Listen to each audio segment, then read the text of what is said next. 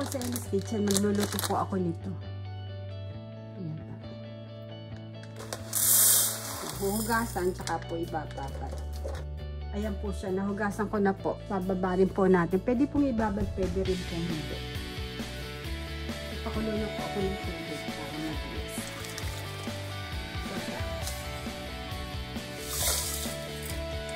Papakuloin lang po, palalambutin. Ito po yung sahog, bawang sibuyas, kamates, tapos ito po yung ampalaya. Panin ko po iyan, tsaka ito po. Dahon ng ampalaya, tsaka konting hipon. Yan lang po ang isasahog ko. Pwede po nyo lagyan ng tokwa, pwede nyo lagyan ng baboy, ground pork. Kayo po ang masusunod. Ito po siya, kumukulo po. Ito na po siya. Pag po ganito, luto na. Kaya igigisa na po natin. Pero bago po tayo magisa, magliliwalay po ako ng dalawang bowl. Ayan. Kukuha po tayo ng ganyan. Ayan. Tapos, lalagyan nyo po ng gatas. Ayan po siya. Evaporated milk. Saka asukal. Depende po sa lasa nyo. Kung gusto nyo matamis, kung gusto nyo po matamis. Ayan po. Hahaluin. Merienda na po kayo. Favorite ko rin po. Favorite ko po yan. Lalagyan po ng gatas. Saka po asukal. Ayan po. Meron na po akong meriendang masarap. Kasi sa bata ako, kumakain ako niyan. Favorite ko po. Masarap po niya. Yan po siya. Ngayon, magigisa naman po tayo.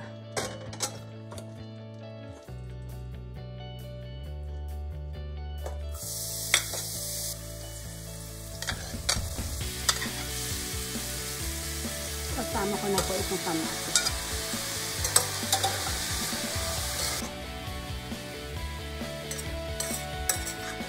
Ito na po itong hipon.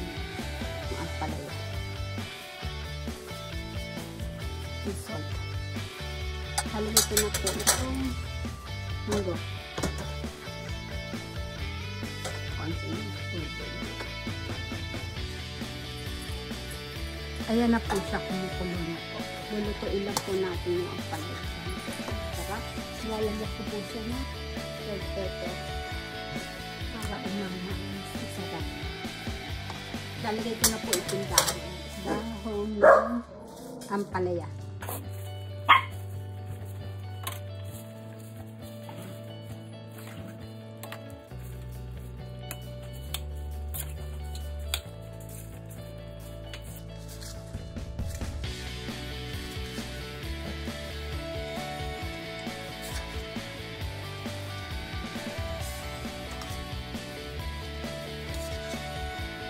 Masarap na po kayong dinner. Simple lang. Madaling iluto. Libre pa merienda ko. Healthy ka. Ang sarap po. Super. Yummy. Papatayin ko na po yung kalan. Luto na po siya.